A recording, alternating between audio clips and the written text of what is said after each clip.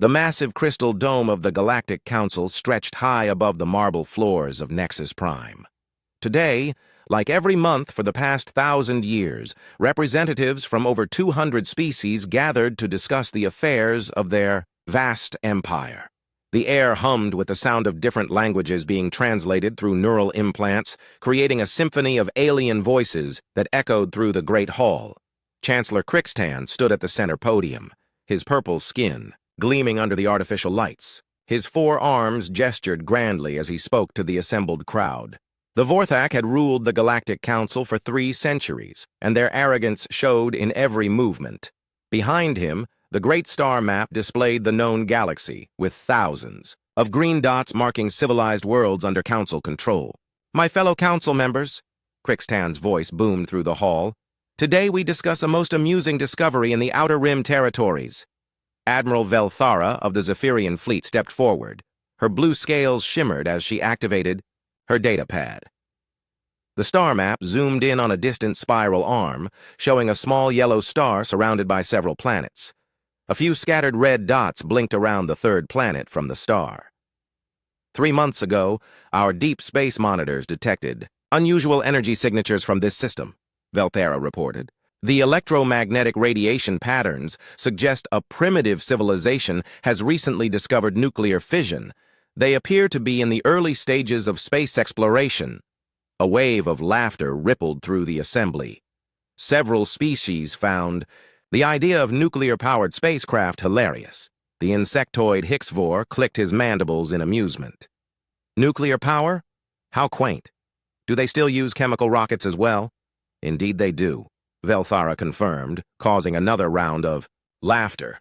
Our analysis shows they have achieved basic orbital flight and have established a few small stations around their home planet. They call themselves humans and their world Earth. Council member Thaisara, a tall reptilian with golden eyes, stood up from her seat. "Surely you jest, Admiral. No species has ever developed faster-than-light travel without guidance from the Council. These primitives will likely destroy themselves with their crude nuclear weapons before they become a concern." The Chancellor raised one of his 4 hands for silence. "While that may be true, Council member Thaisara, we must consider our responsibilities. The Galactic Accords clearly state that all spacefaring species must be brought into the fold of galactic civilization." "You mean they must be conquered and their resources claimed?" muttered General Mordak from the military section. The scarred veteran had overseen dozens of first-contact situations, and they all ended the same way. Show overwhelming force, demand submission, and add another tributary species to the Empire.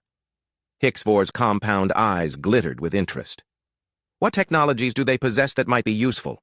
Surely they must have developed something of value to achieve spaceflight." Velthara consulted her datapad again. "Their nuclear technology is surprisingly advanced for their development level. They have also shown remarkable skill in electronic communication systems. However, they lack any understanding of gravitic manipulation, plasma weaponry, or shield technology. Their space vessels are crude metal constructs that rely entirely on chemical and nuclear propulsion." The assembly erupted in more laughter.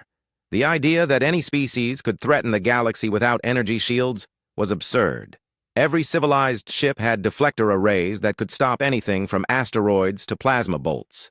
What could primitive, kinetic weapons do against such technology? "I propose we treat this as we have all such encounters," Chancellor Crixtan announced. "We will dispatch a diplomatic fleet to their system. They will be given the choice to submit peacefully to Council authority or face the consequences of their defiance." "Which ship shall we send?" asked Admiral Velthara. "The usual cruiser escort should be more than sufficient for primitives." "No," the Chancellor said, his purple face splitting into a cruel smile. "I want to make an impression. We will send the Hegemony's Fist. Let these humans see the true power of galactic civilization." A collective gasp went through the assembly. The Hegemony's Fist was the Council's largest dreadnought, a kilometer-long vessel designed to break the will of entire civilizations. Its plasma lance could crack the crust of a planet, and its shield arrays could deflect the combined firepower of a dozen lesser ships. It was reserved for species that needed to be completely crushed. "Is that not excessive, Chancellor?" asked a small, furry representative from the outer colonies. The humans pose no threat to us. Why not send a peaceful delegation first? Crixtan's golden eyes narrowed. Because, Council Member Bexara, we have learned that primitive species respect only strength. When they see the hegemony's fist emerge from hyperspace above their little world, they will understand their place in the galaxy. They will submit immediately, and we will have another compliant species to add to our empire. Commander Zethlock, captain of the hegemony's fist, stood and saluted.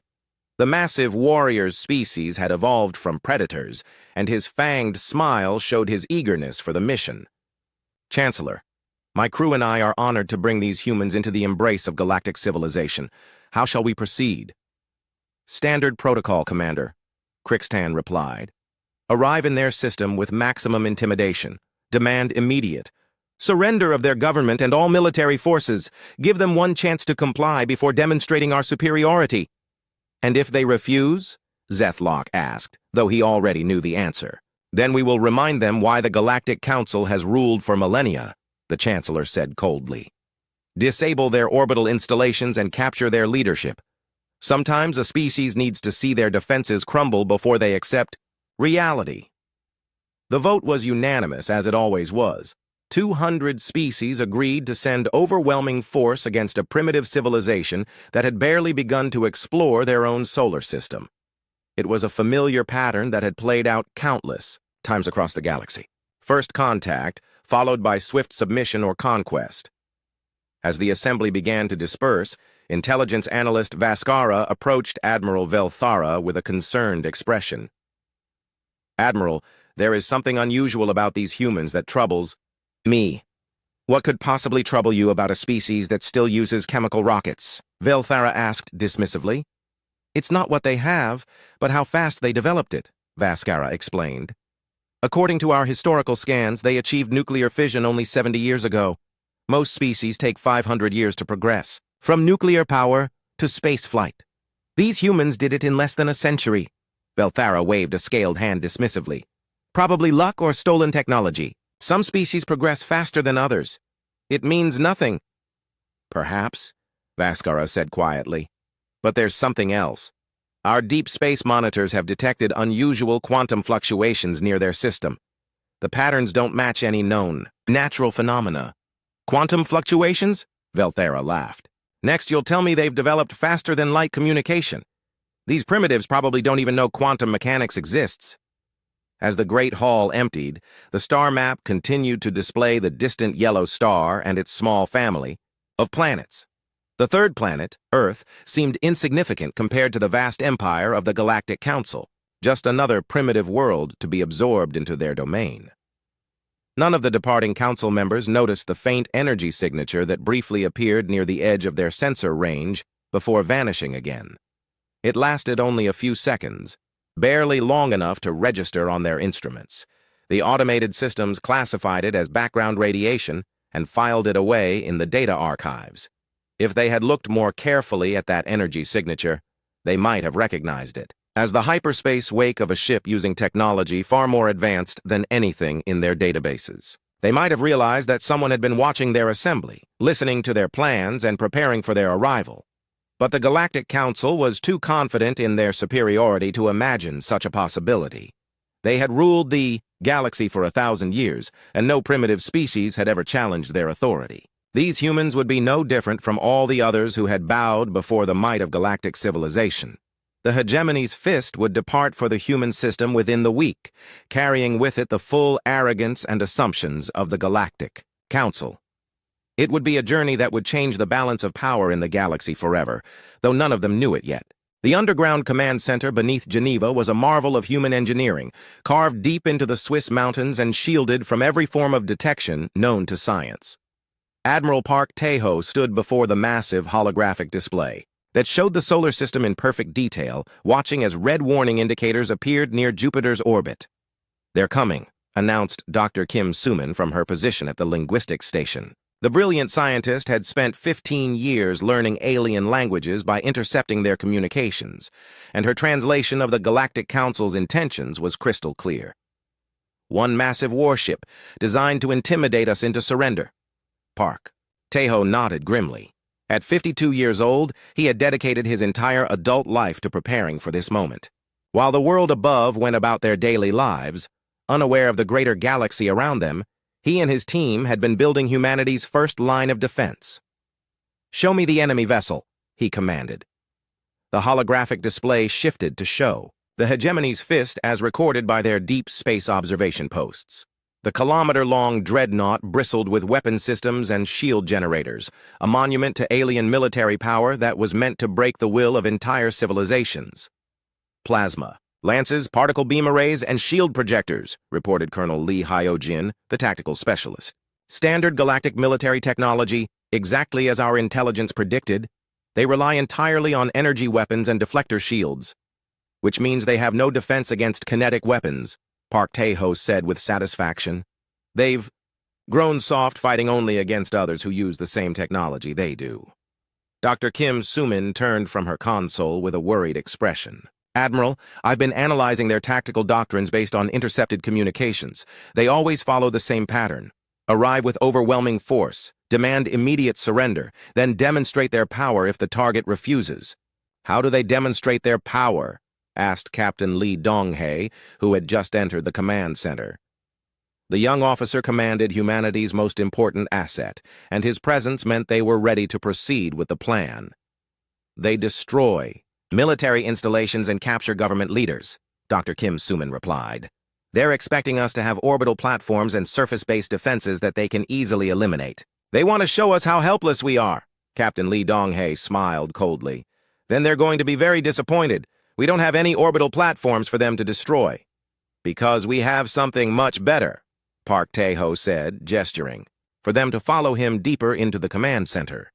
They walked through corridors lined with quantum computers and communication arrays until they reached the main tactical planning room.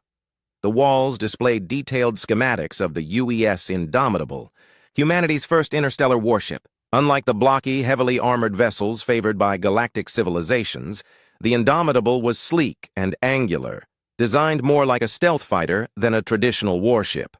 "Quantum-locked armor plating," explained Engineer Choi Hyeri, as she pointed to the ship's hull specifications. "It can phase between dimensions, allowing energy weapons to pass right through without causing damage. The aliens have never encountered anything like it." "Gravity well generators," added Dr. Yoon Min-jae, the ship's chief physicist. "We can create localized gravitational fields strong enough to crush enemy vessels or trap them in space. It's based on theoretical work that the aliens haven't even begun to explore." Captain Lee Dong-hae studied the weapon systems with professional interest. "Tell me about the railguns." "Kinetic weapons accelerated to 15% of light speed," Choi Hyeri said proudly. "No energy shield in the galaxy can stop a solid projectile moving that fast. The aliens have never needed to develop defenses against kinetic attacks because no one else in the galaxy uses them." "Why doesn't anyone else use kinetic weapons?" asked Park Tae-ho, though he already knew the answer. "Because they're difficult to aim at long range and require enormous amounts of energy to achieve useful velocities," Dr. Yoon Min-jae explained. "Most species found it easier to develop energy weapons instead. But we took a different path. We had different constraints," Park Tae-ho corrected. "While they were building galactic empires, we were fighting each other on a single planet.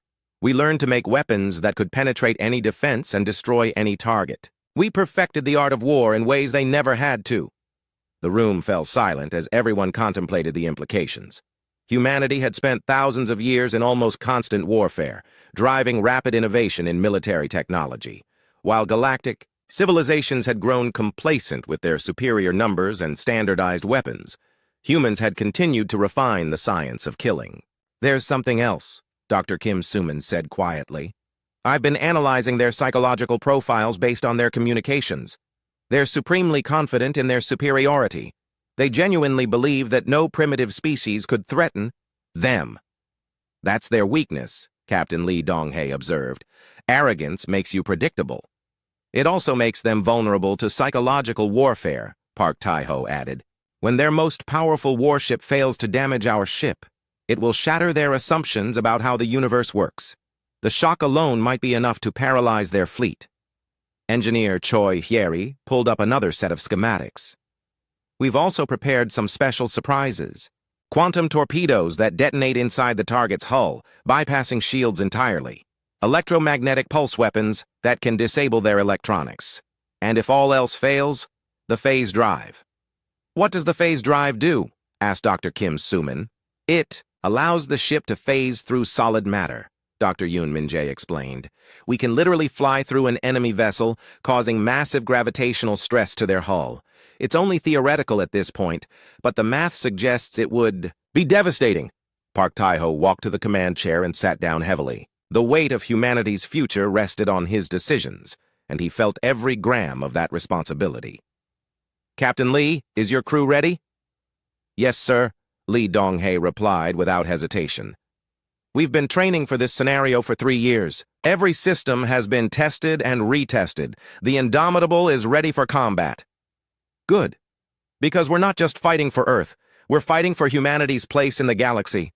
The Admiral activated the main communication system, connecting him to military leaders and government officials around the world. While the general population remained unaware of the approaching threat, the world's leaders had been preparing for this moment since humanity first detected alien communications decades ago. This is Admiral Park Tae-ho, he announced. The alien vessel will arrive in our system within 72 hours. All defensive systems are to be activated immediately. Begin evacuation of non-essential personnel from major cities, but maintain normal communications to avoid causing panic. He paused, looking around at the faces of his team. For 50 years, we've been preparing for first contact. We always hoped it would be peaceful, but we prepared for war. Today we discover which path we'll take. Captain Lee Dong-hae saluted smartly. Permission to return to my ship, Admiral? Granted. And Captain? Yes, sir. Show them what happens when you underestimate humanity. As Lee Dong-hae left the command center, Park Tae-ho turned back to the holographic display, showing the approaching alien warship. The Galactic Council thought they were dealing with a primitive species that would cower before their superior technology. They had no idea that humanity had been watching them for decades, learning their weaknesses, and preparing weapons specifically designed to counter their advantages. In 72 hours, the galaxy would learn that humans had a very different approach to conflict resolution. While aliens had grown comfortable with ritual displays of force and predictable surrender ceremonies, humanity had perfected something far more dangerous: the ability to destroy any enemy, regardless of their apparent superiority. The age of galactic dominance was about to end, and the aliens bringing their biggest warship to intimidate primitive Earth had no idea they were flying directly into humanity's carefully prepared trap. Dr. Kim Soo-min looked up from her console one final time. Admiral, there's one more thing we should consider. What happens after we win? Park Tae-ho smiled grimly. Then we introduce the galaxy to human diplomacy. The hegemony's fist dropped out of hyperspace near Jupiter with all the subtlety of a thunderclap. The massive dreadnought's kilometer-long hull cast shadows across the gas giant's moons as its weapon systems powered up and shield generators hummed to life. Commander Zethlock stood on the bridge, his predatory features twisted into a satisfied smile as he surveyed the primitive solar system spread before him. Scan for defensive installations, he ordered his tactical officer. The insectoid creature's mandibles clicked as it worked at its console. No orbital defense platforms detected, Commander, came the report. No shield generators around their primary world. I'm detecting several small space stations in orbit around the third planet, but they appear to be civilian research facilities. Zethlock laughed, a harsh sound that echoed through the bridge. Just as the Council predicted, these primitives have no real defenses, open communications to their world. Let us introduce ourselves properly. The main screen flickered to life, showing a transmission from Earth. Instead of the panicked government officials Zethlock expected, a single human appeared on screen.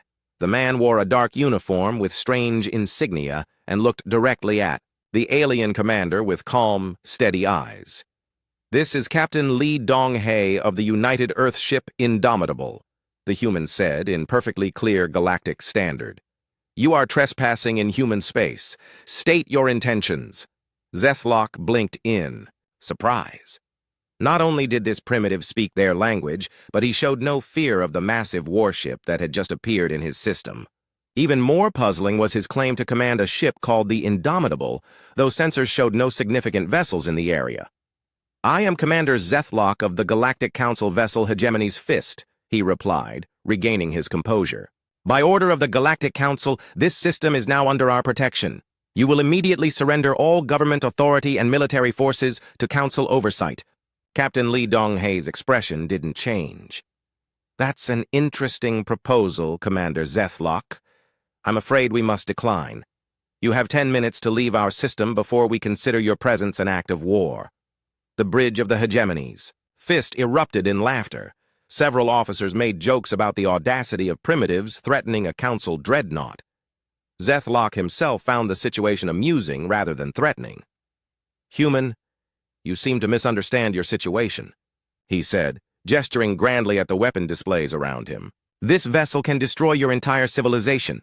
You have no weapons that can harm us, no shields to protect you, and no allies to call for aid. Submit now, and your species will be treated with mercy."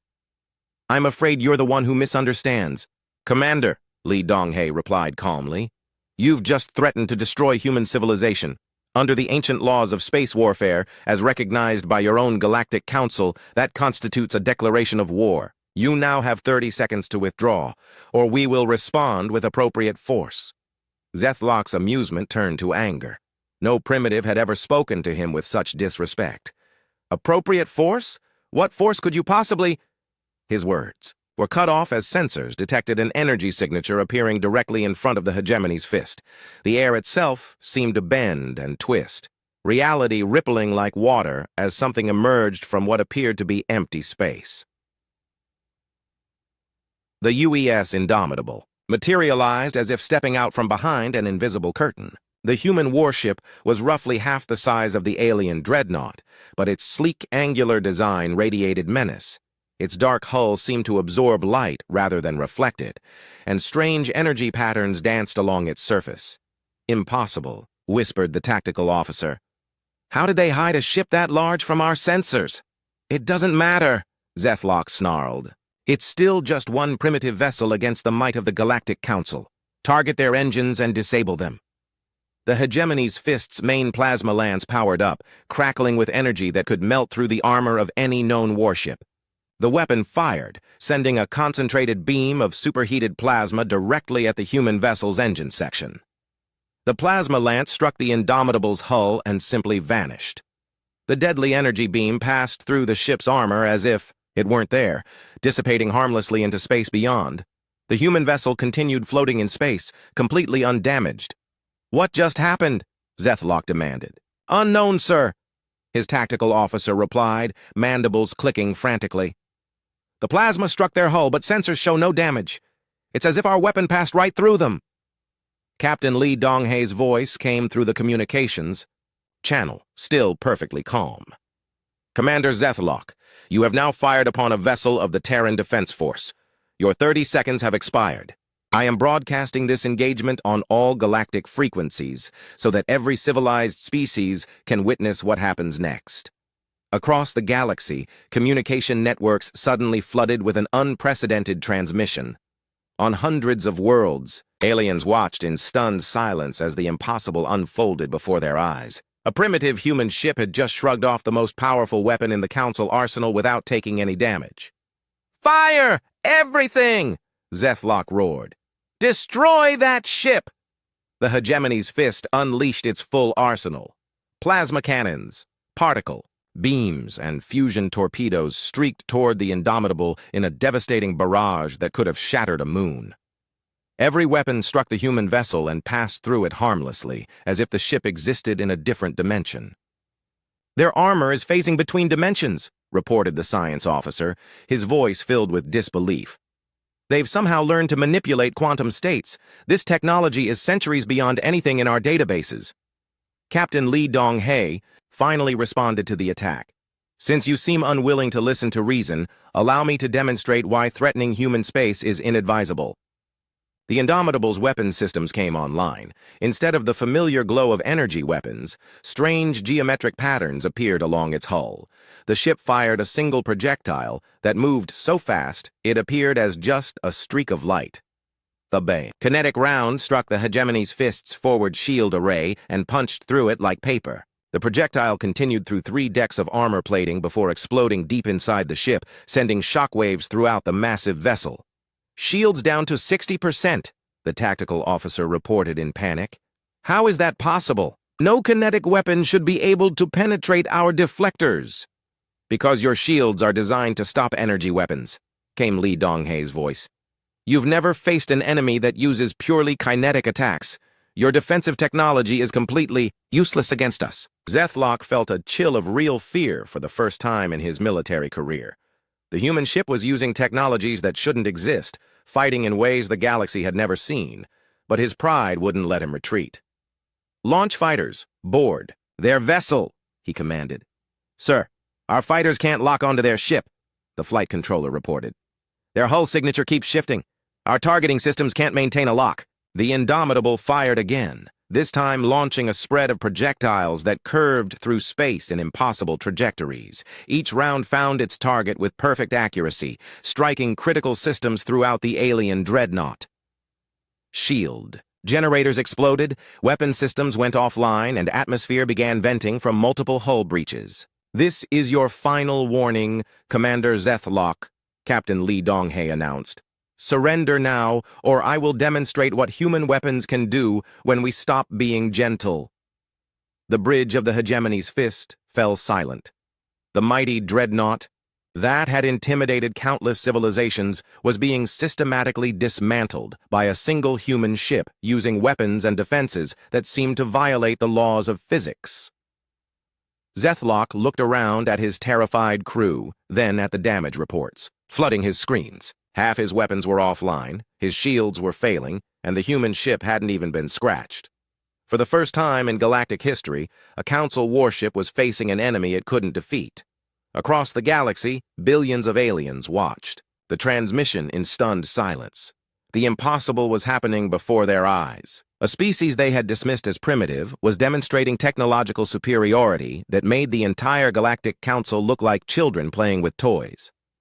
The age of galactic supremacy was ending, and it was ending in the space around a small blue planet that no one had bothered to take seriously. The humans had not only refused to submit to galactic authority, they had proven they didn't need to. Commander Zethlock stared at his tactical displays in growing horror as more human weapons came online.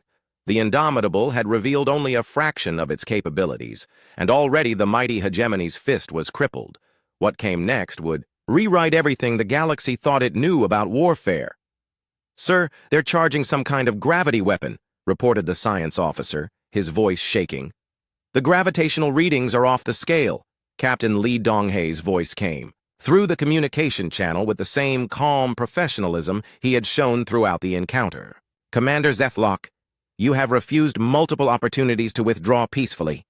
Since you seem to learn only through demonstration, allow me to show you what human innovation can accomplish." The Indomitable's hull began to glow with strange patterns as its gravity well generators reached full power. Space itself seemed to bend around the human ship as it created localized gravitational fields that shouldn't have been possible for a vessel of its size. The first gravity pulse struck the hegemony's fist's port section. The massive alien warship groaned as its hull plates compressed under forces that exceeded the strength of any known metal. Entire corridors collapsed as the artificial gravity field crushed them like an invisible fist. "Hull breach on decks 15 through 20, screamed the damage control officer. "We're losing atmosphere on multiple levels." "Return fire," Zethlock roared. "Everything we have." The remaining weapons on the hegemony's fist fired desperately at the human vessel. Plasma bolts, particle beams, and fusion missiles streaked through space toward their target. Every shot passed harmlessly through the Indomitable's phased armor, dissipating into empty space without causing any damage. "They're toying with us," whispered the tactical officer. "They could have destroyed us already." Aboard the Indomitable, Communications Officer Han Jisoo worked at her console with focused intensity. "Captain, I've successfully penetrated their computer networks. Their security systems are decades behind our quantum encryption." "Proceed with the demonstration, Officer Han," Captain Lee Donghei replied. What happened next was the stuff of nightmares for any military commander. The Hegemony's Fist's own weapons systems suddenly turned on their ship. Automated defense turrets rotated to target their own hull, plasma cannons fired into critical systems, and missile launchers released their payloads internally. "Our weapons are firing on their own," the tactical officer reported in panic. "Someone has taken control of our systems." "Impossible," Zethlock snarled. "Our networks are protected by quantum firewalls." "Not anymore," came Han Jisu's voice, over the communication channel. "Your quantum encryption is based on mathematical principles we solved 30 years ago. Your firewalls might as well be made of paper." The alien crew watched in helpless terror as their own ship began to tear itself apart from within. Weapon systems that had been designed to destroy enemy vessels now turned their fury inward, guided by human hackers who treated galactic military technology like a child's toy.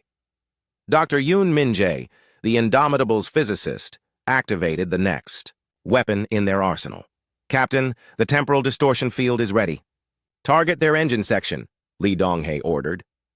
Space around the Hegemony's Fist's rear quarter began to shimmer and twist as the human ship generated a localized time distortion. The effect was subtle at first, but then sections of the alien vessel's hull began to age rapidly. Metal that had been forged centuries ago suddenly experienced thousands of years of decay in mere seconds. "What's happening to our engines?" Zethlock demanded as alarms blared throughout the bridge.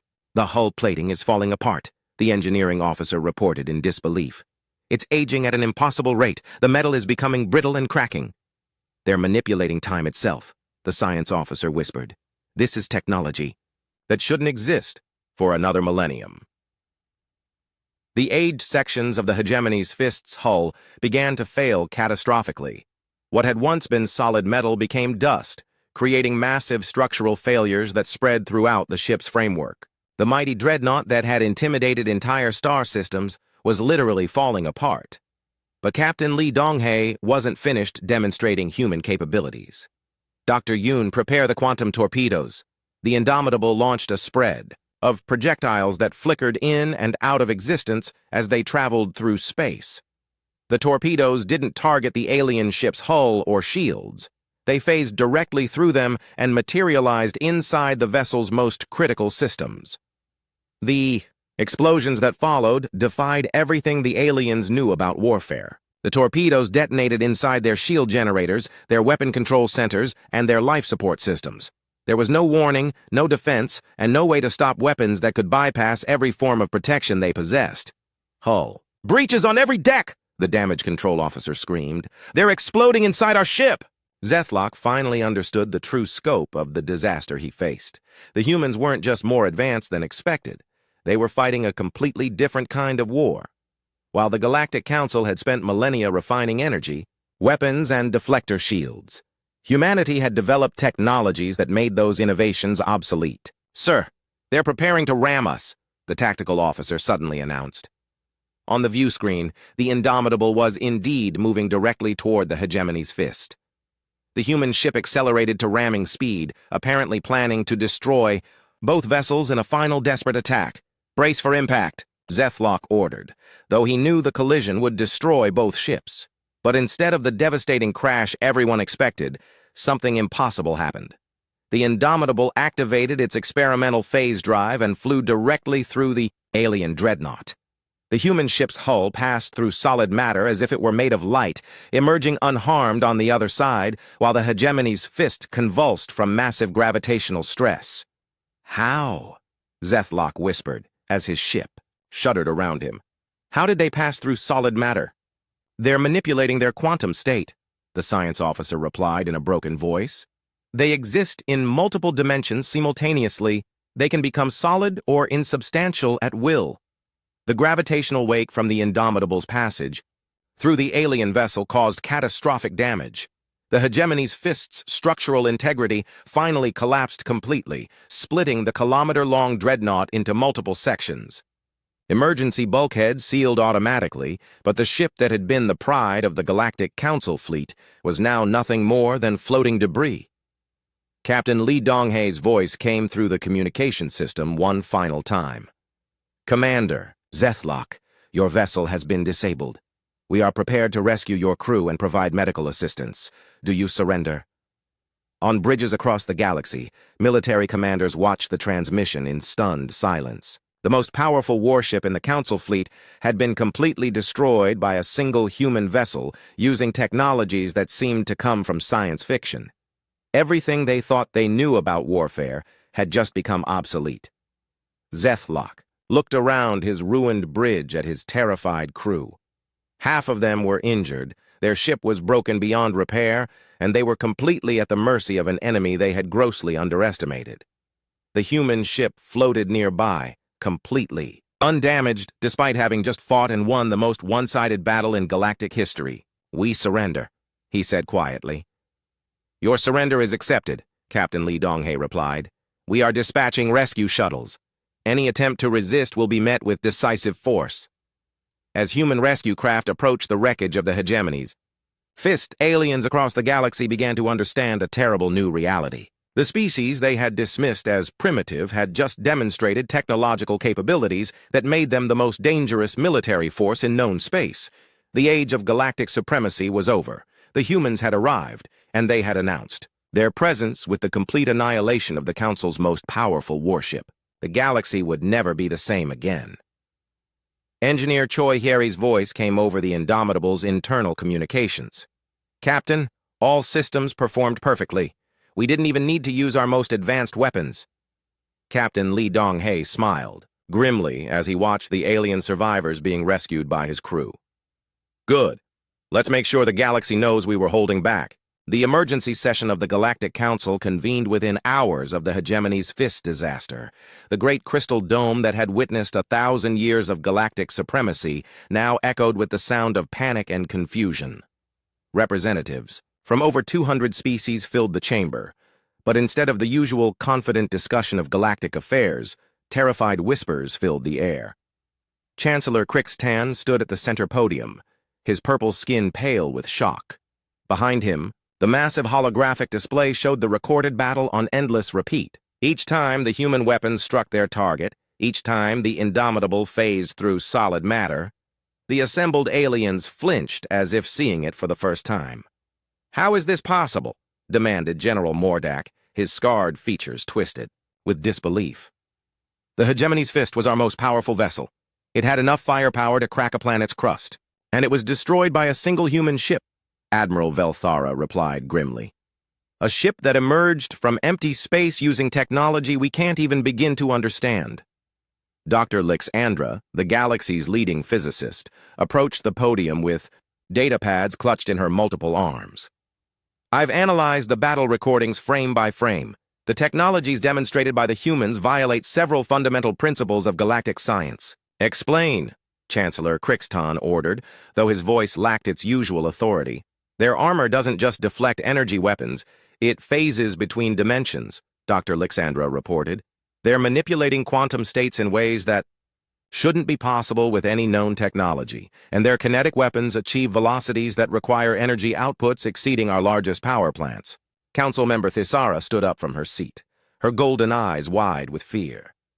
"You're saying they have unlimited power generation?" "Worse," Dr. Lixandra replied. "They have power generation methods we don't recognize. Their ship's energy signature doesn't match any known reactor design. It's as if they're drawing power from the fabric of space itself."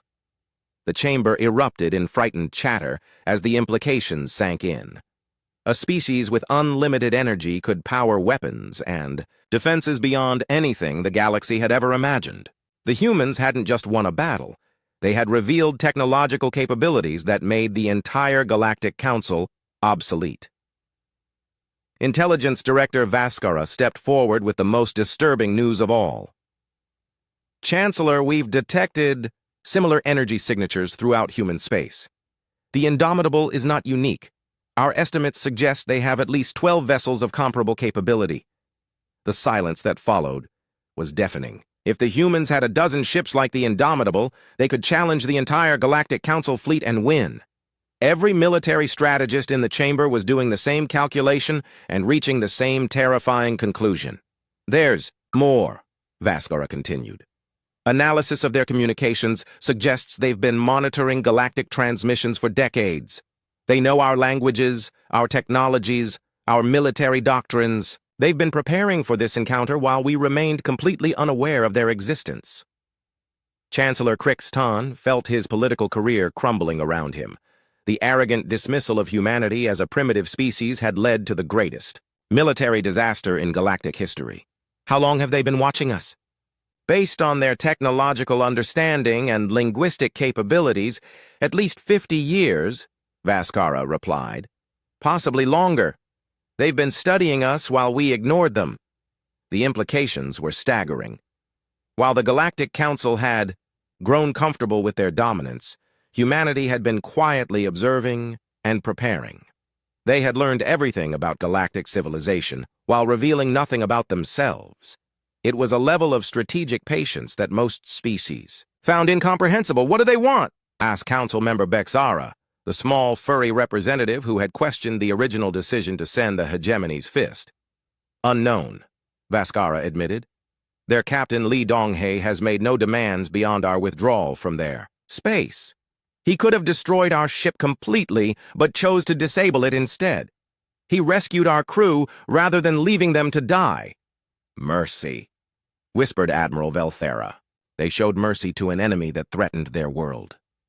"Or confidence," General Mordak countered. "They know they're so superior that our survival poses no threat to them." Dr. Lixandra activated a new display showing comparative technology assessments. Based on observed capabilities, human technology is approximately 3 to 5 centuries ahead of our most advanced systems. In some areas, such as dimensional manipulation and quantum control, they may be a full millennium ahead. The chamber fell silent as representatives processed this information. A millennium of technological advancement meant that humanity could do things the galaxy wouldn't even theorize for another 1,000 years. They weren't just more advanced. They were practically magical by galactic standards. "What are our options?" Chancellor Crixton asked, though he dreaded the answer. "We have 3 choices," General Mordak replied grimly. "We can attack them with our full fleet and face certain destruction. We can ignore them and hope they ignore us. Or we can attempt diplomatic contact and pray they're reasonable." "What would a full fleet assault accomplish?" asked Admiral Velthara. "Complete annihilation of galactic civilization," Dr. Lixandra answered bluntly. "If one human ship can destroy our most powerful dreadnought, imagine what 12 could do to our combined fleet. They could eliminate our entire military in a matter of hours." The political ramifications were becoming clear to everyone in the Forlo chamber. The Galactic Council's authority rested on their military supremacy. If humanity could destroy their fleet at will, then their 1,000-year reign was effectively over. "There's something else we need to consider," Vaskara added quietly. "The human captain broadcast their battle on all galactic frequencies. Every species in known space witnessed our defeat.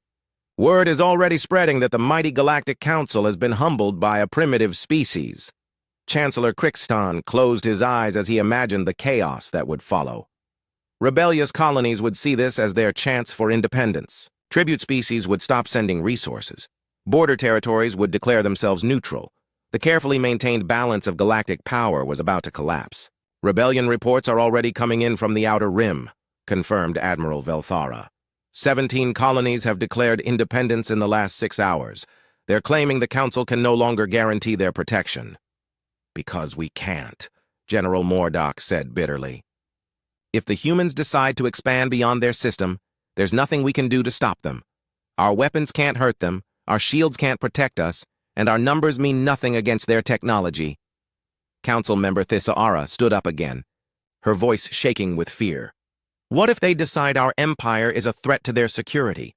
What if they choose to eliminate us entirely?"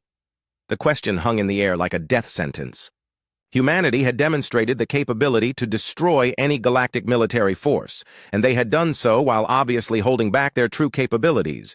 If they decided the Galactic Council was dangerous, they could end galactic civilization with the same casual ease they had shown in disabling the hegemony's fist. "We need to consider the possibility that humanity is not just technologically superior, but strategically superior as well," Dr. Lixandra observed. "They've been watching us for decades, learning our weaknesses while concealing their strengths." This wasn't first contact. It was a carefully planned demonstration. "A demonstration of what?" Chancellor Crixton asked. "Power," Vaskara replied. They wanted the entire galaxy to see what happens when someone threatens Earth. They turned our most powerful warship into scrap metal without breaking a sweat, then broadcast the results to every species in known space. The full scope of the disaster was finally becoming clear. Humanity hadn't just won a battle. They had engineered a psychological victory that would reshape galactic politics forever. Every species that had once feared the Galactic Council now knew there was a greater power in the galaxy, one that had announced its presence by effortlessly destroying the symbol of Council authority. "What happens now?" asked Council member Bexara. Chancellor Crixtan looked around the chamber at the faces of his fellow representatives. Fear, confusion, and dawning realization stared back at him. The galaxy they had known was ending, and none of them knew what would replace it. "Now we wait," he said quietly. "We wait to see what humanity wants from us, and we pray they're more merciful than we would have been in their position." The great crystal dome fell silent except for the soft hum of alien breathing. 200 species that had once ruled the galaxy now sat in stunned silence, waiting to learn their fate from a species they had tried to conquer just hours before. The age of the Galactic Council was over. The age of humanity had begun. 3 months had passed since the hegemony's fist met its fate in human space, and the galaxy had never been quieter. Trade routes that had bustled with activity for centuries now sat empty, their merchant vessels refusing to venture anywhere. Near the spiral arm where Earth resided, the great shipping lanes that connected galactic civilization had become ghost roads, avoided by every species that valued their survival. Admiral Park Tae-ho stood in the observation deck of the orbital station above Earth, watching as the UES Indomitable docked for maintenance and resupply. Captain Lee Dong-hae had returned home as the most famous human in history, though few people on Earth truly understood what his victory meant for their species' future. "The communication requests keep coming," Dr. Kim Suman reported as she approached, the Admiral with her daily briefing. 47 species have sent diplomatic messages in the last week alone. Most are requesting peace treaties. Some are offering tribute." "Tribute?" Park Tae-ho asked with raised eyebrows. "Resources, technology, even territorial concessions," Dr. Kim Suman explained. "They're so terrified of us that they are offering to pay us to leave them alone. Species that ruled star systems for millennia are begging humanity not to conquer them." The irony wasn't lost on either of them. Just months ago, the Galactic Council had planned to demand tribute from Earth. Now the situation was completely reversed, with galactic civilizations offering tribute to humanity in hopes of avoiding destruction. "What about the Council itself?" Park Tae-ho asked. "Complete political collapse," Dr. Kim Suman replied grimly. Chancellor Crixtan was removed from office within days of the battle. The new leadership is desperate to open negotiations with us, but they're too afraid to make the first move. Through the observation windows, they could see the construction yards where 12 more ships like the Indomitable were taking shape. Engineer Choi Hyeri had been promoted to Chief of Naval Construction, and her teams worked around the clock to build humanity's first true interstellar fleet. "How are the other projects progressing?" Park Tae-ho asked. "Dr. Yoon Min-jae's team has made breakthroughs in dimensional manipulation that make our current weapons look primitive," Dr. Kim Suman reported. "We're developing technologies that the galaxy won't understand for another millennium. If we wanted to, we could probably conquer the entire galactic empire within a year. But we don't want to," Park Tae-ho said firmly. "Conquest was never our goal." "No, but the galaxy doesn't know that. They're assuming we think like they do. That superior technology automatically means imperial ambitions." The truth was that humanity had been forced into this position. They had never sought galactic domination or even contact with alien civilizations. But when the Galactic Council had threatened Earth with submission or destruction, humanity had responded the only way they knew how, with overwhelming force designed to end the threat permanently. Captain Lee Dong-hae entered the observation deck, still wearing his dress uniform from the ceremony honoring his crew. The battle with the hegemony's fist had lasted less than an hour, but it had changed the course of galactic history forever. "Admiral, the diplomatic briefing is ready," he reported. "We've received formal surrender documents from the Galactic Council.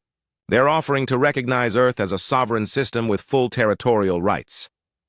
"Generous of them to recognize our right to exist," Park Tae-ho said dryly.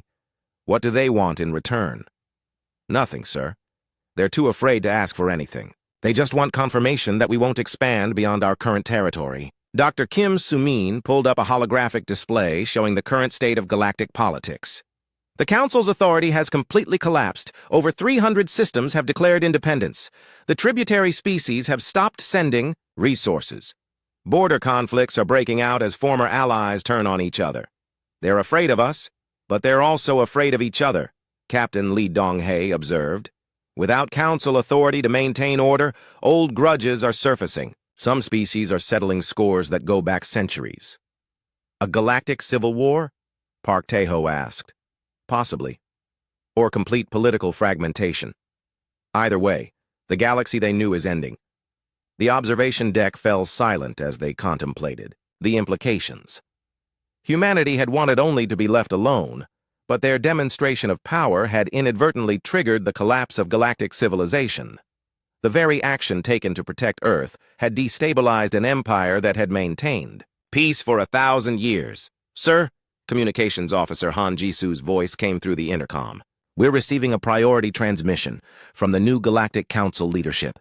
They're requesting permission to approach Earth for direct negotiations. Park Tae-ho exchanged glances with his advisors. This was the moment they had been preparing. For since the battle ended, the galaxy was finally ready to talk to humanity as equals rather than attempting to conquer them. Tell them they may approach to the edge of our solar system, he replied. One ship only, no weapons, and they will follow our navigation instructions precisely. Any deviation from approved course will be considered an act of war. Understood, sir. As Han Jisu relayed the message, Dr. Kim Soo-min brought up intelligence reports from across the galaxy. Admiral, you should know that some species are already adapting to the new reality. They're calling it the Earth Doctrine, the principle that humanity will respond to any threat with disproportionate force. Is that accurate? Park Tae-ho asked. Unfortunately, yes. We've proven that we don't fight wars the way the galaxy expects. We don't engage in prolonged conflicts or negotiate from positions of weakness. When threatened, we eliminate the threat completely and make sure everyone knows about it. Captain Lee Dong-hae nodded grimly. The Indomitable could have disabled the Hegemony's fist without destroying it. We could have captured the crew without demonstrating our weapons. But we chose to show the galaxy exactly what human military technology can do.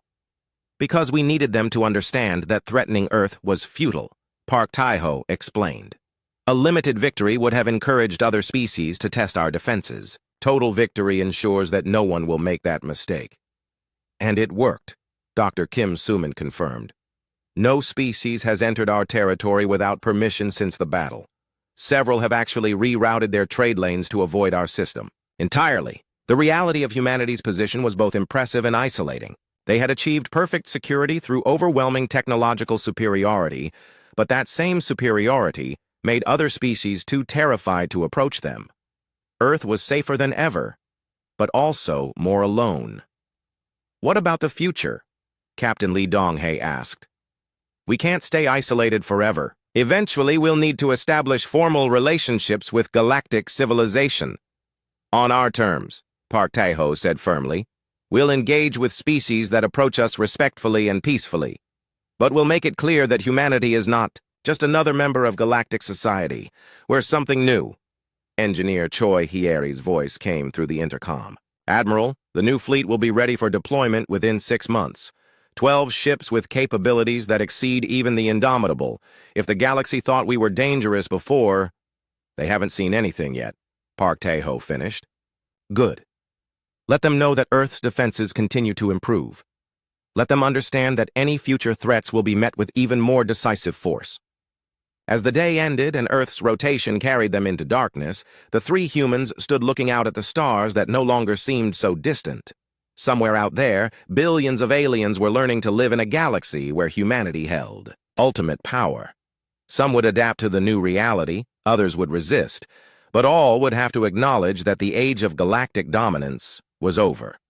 The galaxy had fallen silent, not from defeat, but from the sudden realization that they were no longer alone at the top of the technological hierarchy. Humanity had arrived, and their arrival had changed everything. Dr. Kim Suman checked her latest reports one more time. Admiral, we're receiving requests for cultural exchanges, technology sharing agreements, and defensive pacts. The galaxy wants to understand us. Then we'll teach them, Park Tae-ho replied. We'll show them that humans can be generous allies and trusted partners. But we'll also make sure they never forget what happens to those who threaten us. The silent galaxy was waiting to see what humanity would do with its newfound power. The answer would determine the course of civilization for centuries to come. And for the first time in galactic history, that answer would be written by a species that had learned to fight wars not to win territory or resources, but to end them so completely that no one would ever dare start them again.